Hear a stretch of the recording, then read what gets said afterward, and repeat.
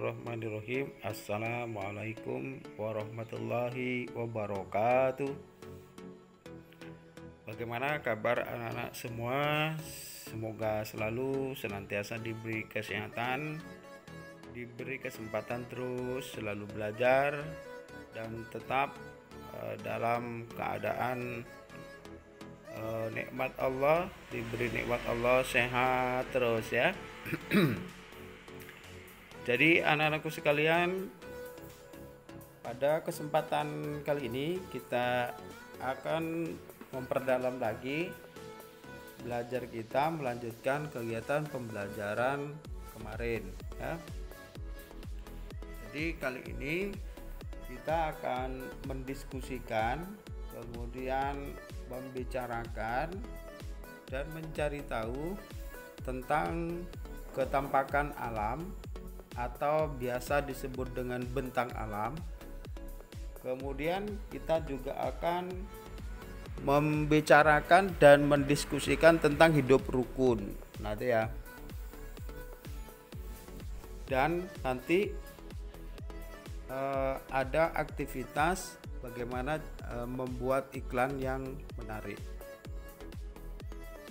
Jadi tujuan kita belajar pada hari ini, pada sesi ini adalah membedakan bentang alam atau ketampakan alam, baik itu ketampakan alam di dataran rendah atau air, dataran rendah atau air, pegunungan, kemudian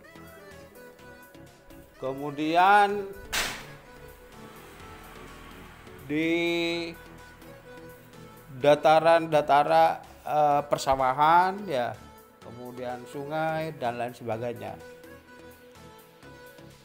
Dan kita akan mengetahui serta memahami makna dari kerukunan. Nanti barulah kita diajak untuk bisa membuat iklan ya. Nah, harapannya kalian bisa mengikuti sesi ini dengan sebaik-baiknya sambil menyiapkan alat-alat tulis yang perlu dicatat dari penjelasan Pak Ali, kemudian memerhatikan buku yang sama dengan slide presentasi di layar ini. Nah, perhatikan layar presentasi. Pada suatu waktu Pak Tagor itu mengajak anak-anak di kelas untuk belajar di luar. Nah, tentu saja murid-murid Pak Tagor itu, Siti dan teman-temannya riang gembira diajak belajar di luar. Ternyata mereka belajar di luar sekolah, di belakang ruang kelas di sekolah. Nah, di sana ternyata terdapat hamparan hamparan sawah dan sungai. Di sana juga mereka anak-anak bisa melihat gunung ya, pegunungan. Nah, dengan mudah Pak Tagor menjelaskan ketampakan alam yang mereka lihat. Ini sungai, ini sawah, ini gunung dan seterusnya. Coba perhatikan gambar berikut. Jadi ini tampak sawah dan orang-orang petani sedang menanam padi ya. Kemudian ini dicontohkan juga beberapa gambar, tolong dilihat. Ada 4 gambar yang berbeda ya. Daerah sungai, pantai, daerah perkotaan, daerah pegunungan dengan sawah yang terhampar. Ini contoh-contoh ketampakan alam atau bentang alam ya. Nah, bersyukur kepada Allah Subhanahu wa taala bahwa di negara kita Indonesia memiliki bentang alam yang berbeda-beda di setiap daerah ya. Mungkin kamu pernah pergi ke suatu daerah di dataran tinggi, pegunungan seperti di Batu Malang, seperti di pegunungan-pegunungan di daerah Jombang, di pegunungan Semeru dan pegunungan Bromo misalnya. Ada juga penduduk yang tinggal di daerah pantai, misalnya di daerah pesisir utara Pulau Madura, di daerah Selopeng, di daerah Ampunten kalau di Madura ya, di daerah Lombeng. Nah, ini berbeda. Jadi dataran tinggi dengan dataran rendah itu berbeda. Bentuk bentang alamnya, ketampakan alamnya berbeda. Nah, sehingga di Indonesia karena negara kepulauan itu terdiri dari lautan dan daratan. Secara garis besar ketampakan alam itu ya dibagi dua. Ketampakan alam wilayah lautan dan atau perairan dan wilayah daratan. Nah, coba ayo semuanya mencoba ya mengidentifikasi atau mencari ciri-ciri dari ketampakan alam di wilayah lautan dan daratan. Contoh seperti tabel. Ali kasih contoh ya. Nomor 1 misalnya ketampakan alam wilayah daratan. Pegunungan misalnya. Apa ciri-cirinya? Datarannya tinggi. Banyak tumbuhan-tumbuhan yang lebat. Bahkan mungkin hutan. Terdiri dari hutan. Tanahnya subur. Misalnya ciri-cirinya ya. Kemudian karena daerah tinggi bisa melihat daerah sekitar. Nah, yang kemudian ketampakan alam wilayah air, perairan, ciri-ciri. Misalnya lautan ya, ciri-ciri cuaca panas,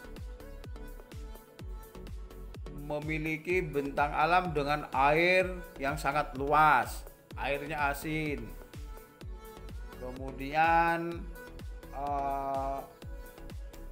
banyak kapal-kapal yang lewat, perahu-perahu nelayan, misalnya seperti itu. Kemudian angin yang berembus itu cepat, misalnya seperti itu. Itu ciri-ciri dari ketampakan alam wilayah perairan. Nah, selanjutnya kamu bisa menyebutkan, silahkan dicoba.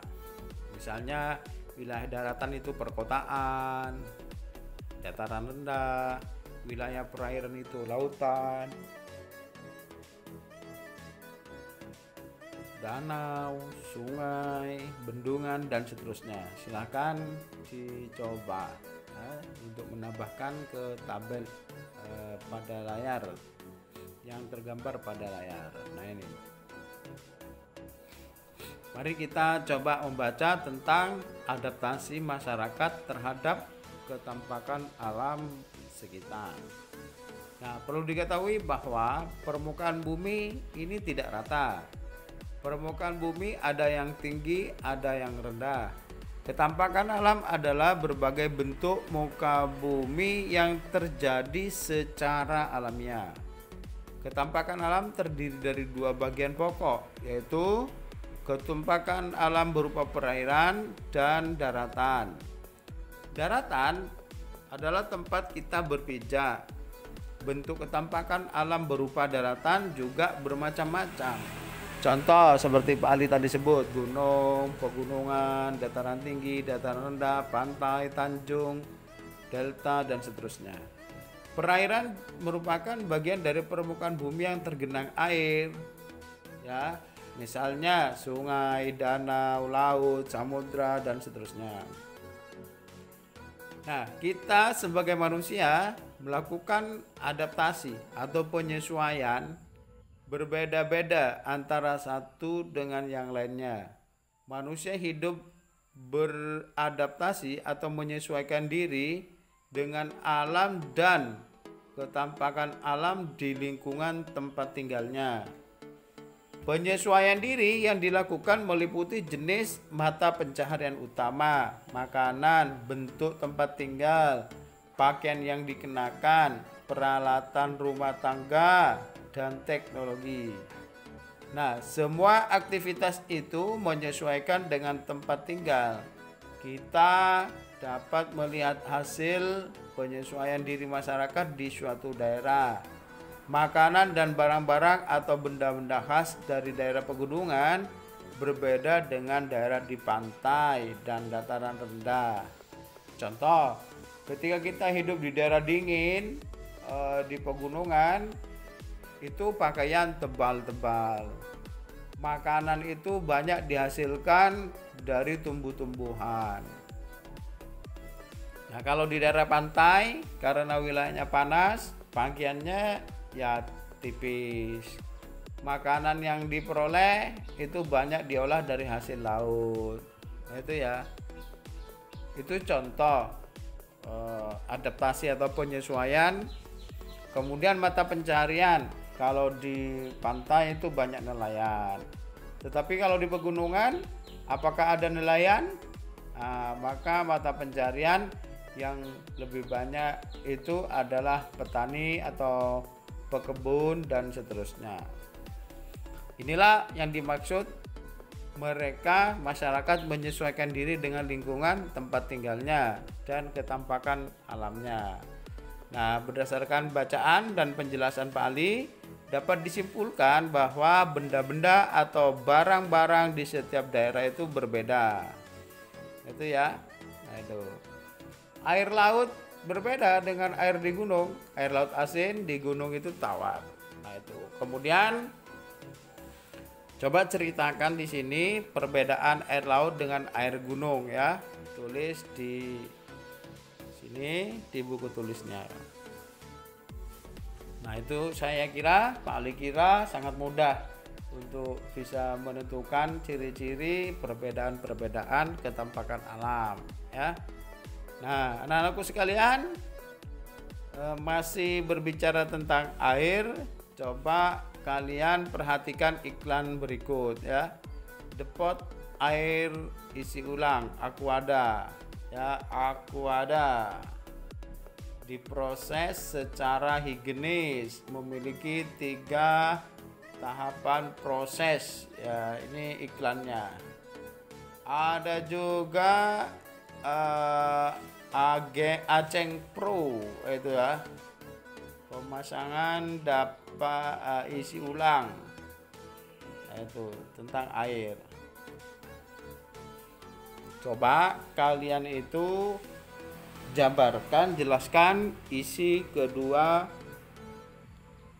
iklan gambar di atas ya. Menerima pemasangan depot air isi ulang dalam dan luar kota. Yang ini jasa pemasangan depot, yang satunya depot air atau menjual air. Nah, ini coba bedakan antara keduanya ya. Amati ya, berikan pendapatmu. Nah, anak-anak sekalian, nah ya, kembali lagi tentang ketampakan alam, bahwa meskipun alam dan ketampakan alam di suatu daerah itu berbeda, tetapi kita sebagai masyarakat Indonesia haruslah menjunjung tinggi nilai persatuan dan kesatuan. Nah, untuk mewujudkannya dapat dimulai dari hal-hal yang kecil di sekitar kita. Perhatikan gambar berikut nih. Pak Tagor mengajak Siti dan teman-temannya, murid-muridnya, membersihkan parit kecil di samping sekolah. Nah, Pak Tagor meminta anak-anak membersihkan sampah yang menghalangi air. Kemudian meminta anak-anak mencabut rumput-rumput ilalang di sepanjang parit. Nah, Siti dan teman-temannya senang melakukan itu. Kenapa? Karena mereka rukun dan bekerja sama untuk lingkungan sekolah yang bersih dan nyaman. Nah, itu dah. Nah, ternyata hidup rukun itu menyenangkan. Hidup rukun itu harus terjalin baik di keluarga, sekolah maupun di masyarakat. Nah, ini contoh hidup rukun di sekolah ya. Siti bekerja sama dengan teman-temannya seperti gambar di atas. Perhatikan. Nah, ya. Mereka bekerja sama dengan baik. Oke. Nah, ini selain contoh di gambar di atas, misalnya juga ada hidup rukun, saling membantu orang-orang yang susah dan seterusnya. Nah, manfaatnya salah satunya dengan hidup rukun dapat memperkuat persatuan dan kesatuan bangsa, ya.